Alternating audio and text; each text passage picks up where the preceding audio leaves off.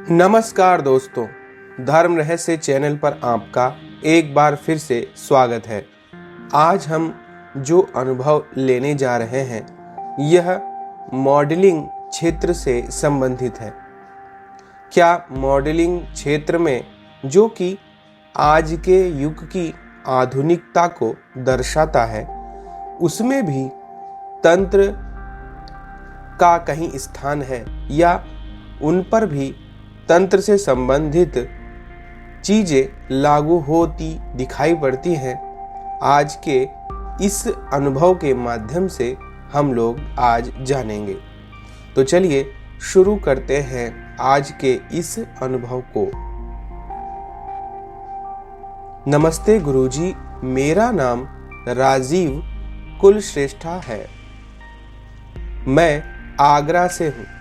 मैं पिछले कुछ समय से आपका चैनल देख रहा हूँ, खासकर लोगों के भेजे गए रियल लाइफ अनुभव। तो मैंने सोचा कि मैं भी आपको अपना अनुभव भेजूं।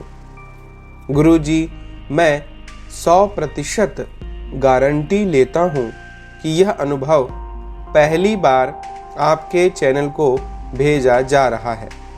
गुरुजी, मेरा नाम राजीव कुल श्रेष्ठा है। मैं आगरा से हूँ, लेकिन दिल्ली में प्राइवेट जॉब करता हूँ। मेरी उम्र 38 वर्ष है। मेरी पत्नी का नाम प्रतिभा है, जिसकी उम्र 33 वर्ष है। मैं बेसिकली अलवर से हूँ। हमारी एक ही बेटी है जो 7 साल की है। जो प्रॉब्लम में आपको लिखने जा रहा हूँ यह मेरी पत्नी से संबंधित है। मेरी पत्नी बहुत ही खूबसूरत है, जैसे कोई फिल्मी पर्सनैलिटी हो। मेरी पत्नी अच्छी पढ़ी लिखी है। मेरी पत्नी शादी से पहले मॉडलिंग इत्यादि में अपनी किस्मत आजमाना चाहती थी, लेकिन मेरे ससुर जी स्ट्रिक्ट थे। उन्होंने मेरी पत्नी को इस फील्ड में जाने नहीं दिया। ये बात मेरी वाइफ ने मुझे शादी के बाद बताई थी। जब हमारी शादी हुई तब हम लोग नॉर्मल हैप्पी लाइफ जीने लगे। एक बेटी भी हो गई।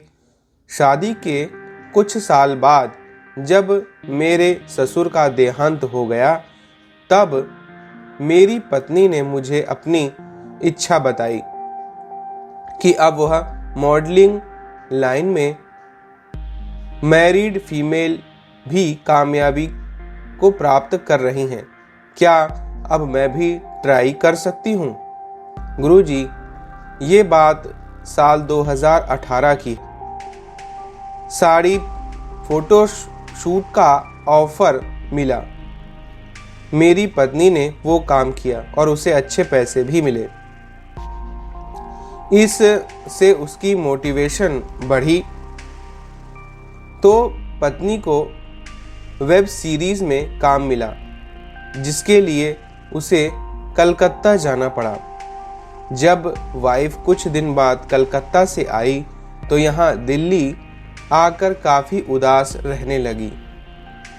मेरे काफ़ी पूछने पर उसने बताया कि वहाँ डायरेक्टर के कहने पर कैमरामैन ने वाइफ की नहाते हुए वीडियो बनाई और फिर ब्लैकमेल करते हुए फिजिकल रिलेशन बनाए और वीडियो भी बनाई।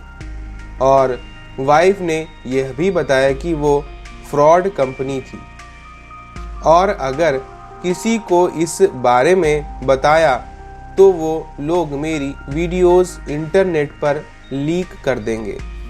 मुझे बहुत गुस्सा आया, लेकिन अब क्या कर सकते थे। मैंने तो कहा कि यह लाइन ही छोड़ देनी चाहिए। वाइफ चुप रही।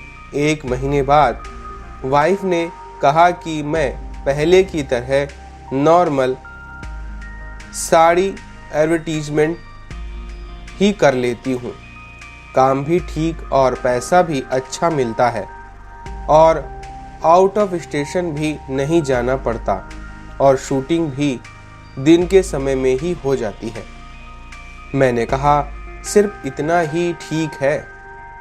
मेरी वाइफ ने दोबारा साड़ी फोटोशॉप मॉडलिंग का ट्राई किया। मेरी वाइफ की सिलेक्शन हो गई बड़े आराम से, लेकिन उस एजेंसी की मार्केटिंग एडवर्टाइजर एक महिला थी। वो महिला अपनी यंगर सिस्टर को वो साड़ी एडवर्टीजमेंट दिलवाना चाहती थी।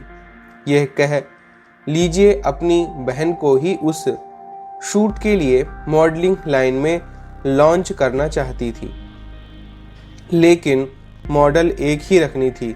मेरी वाइफ सबको पसंद थी, लेकिन उस महिला ने अपनी बहन की सेक्रीफाइस के लिए टीम मैनेजर को नहीं मनाया और फिर जिस दिन शूटिंग होनी थी उससे एक दिन पहले मेरी वाइफ बीमार हो गई। उसे उल्टी होने लगी थी। खाना डाइजेस्ट नहीं हो रहा था।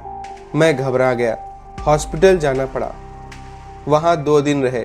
वापस घर आकर वाइफ को कमज़ोरी फील हो रही थी। फिर लगातार ऐसा होता रहा कि वाइफ को कुछ ना कुछ प्रॉब्लम होती रहती, जिससे उसकी हेल्थ ठीक नहीं रह पाती थी, जिससे उसकी ब्यूटी भी मुरझाने लगी थी।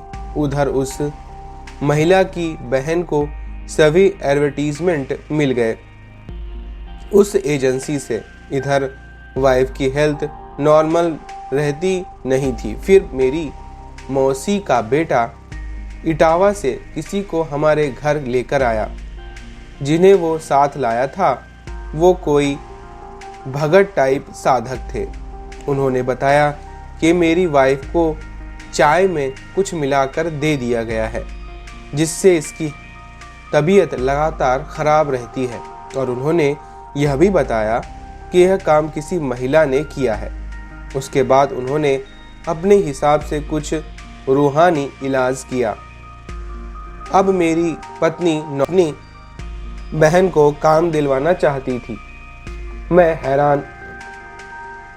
हैरान इस बात से हूँ कि ये तो सुना था कि इस लाइन में हवस के पुजारी मिल जाते हैं, लेकिन इस आधुनिक दिखने वाली फिल्मी मॉडलिंग लाइन में जेलिसी और अपनी फायदे के लिए लोग दूसरों पर तंत्र प्रयोग करते या करवाते हैं, इस पहलू का पता नहीं था।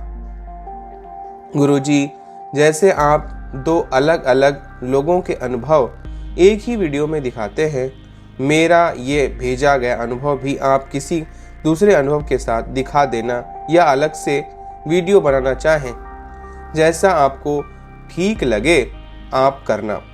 ये मेल मेरे और मेरे वाइफ दोनों की तरफ से है। आप मेरी ईमेल वीडियो में शो कर सकते हैं, मुझे कोई दिक्कत नहीं है। मैं अपनी और मेरी पत्नी की पिक्चर भी भेज रहा हूँ, जो आप वीडियो में कुछ सेकंड्स के लिए शो कर सकते हैं। आपका आभारी, राजीव कुलश्रेष्ठ। तो देखिए, यहाँ पर इन्होंने अपनी पत्नी पर हुए तांत्रिक प्रयोग के विषय में बताया है। यह बात तो बाहर कर दिया जाता है, लेकिन उस समय इनका शारीरिक शोषण, मानसिक शोषण बहुत ज़्यादा होता है। तो सब प्रकार से अगर स्त्री सपोर्टिव है, या यूं कहिए कि उसके साथ परिवार, उसके सगे संबंधी इत्यादि सब पूरी तरह से उसकी सुरक्षा में उपलब्ध है, तभी उसे इस लाइन में जाना चाहिए और समय का निर्धारण और उनके साथ हर वक्त कोई ना कोई असिस्टेंट के रूप में मौजूद भी रहना चाहिए, ताकि उसके साथ कुछ गड़बड़ न हो सके। रही बात इस क्षेत्र में तांत्रिक प्रयोगों की, तो यह बहुत अधिक देखने में आता है। सिर्फ राजनीति में ही नहीं बल्कि मॉडलिंग, फिल्मी दुनिया के क्षेत्र में भी तंत्र प्रयोग का सहारा लेकर लोग अपने रास्ते से दूसरे को हटा देते हैं। तो हो सकता है कि इनके ऊपर जो तांत्रिक प्रयोग किया गया हो उसकी वजह से इन्हें वहां से हटना पड़ा। अगर इसी की जगह इन्होंने गुरु मंत्र या ऐसे शक्तिशाली मंत्र की शरण ले रखी होती तो फिर इन पर किया गया तांत्रिक प्रयोग असफल हो जाता। लेकिन सभ्य और आधुनिक दुनिया में छोटे मोटे तांत्रिक प्रयोग भी अपना काम कर जाते हैं।